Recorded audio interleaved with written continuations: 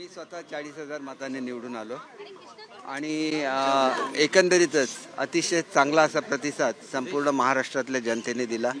आमचे आदरणीय मुख्यमंत्री महोदय रेकॉर्ड ब्रेक 1,20,000 मतांनी निवडून आले. फडणवीस साहेब चांगल्या मतांनी निवडून आले, दादा आलेले आहेत आणि एकंदरीतच जो प्रतिसाद महाराष्ट्राच्या जनतेने दिलेला आहे तो अद्वितीय आहे, हिस्टोरिक आहे आणि महाराष्ट्रामध्ये अशा तऱ्हेचा निकाल प्रथमच येतोय आणि त्याचा महायुतीला मनापासून अभिमान आहे.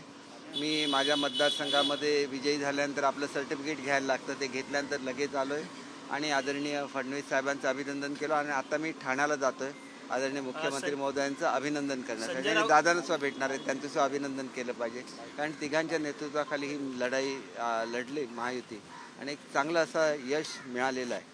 नेहमी निवडून आल्यानंतर मग EVMला दोष द्यायचा, तिथं झारखंडमध्ये वेगळं घडलं तर तिथे EVM चांगलं, इथं EVM वाईट, ही नेहमीची पद्धत आहे. त्याच्याकडे दुर्लक्ष करणं चांगलं असं मला स्वतःला वाटतं.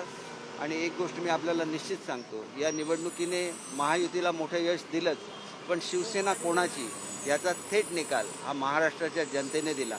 शिवसेना ही शेवटी बाळासाहेबांच्या विचाराची आहे आणि बाळासाहेबांचं प्रेम हे त्यांच्या शिवसैनिकांवर होतं आणि त्याच्यामुळे माझा शिवसैनिक महाराष्ट्राचा मुख्यमंत्री बनावा ही त्यांची जी इच्छा होती ती शिंदेसाहेबांनी पूर्ण करून दाखवलीच.